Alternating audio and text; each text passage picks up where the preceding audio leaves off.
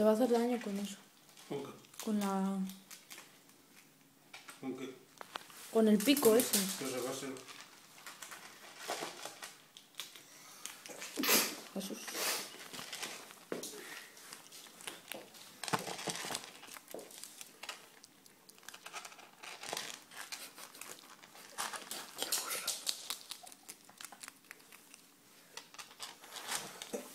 Jesús.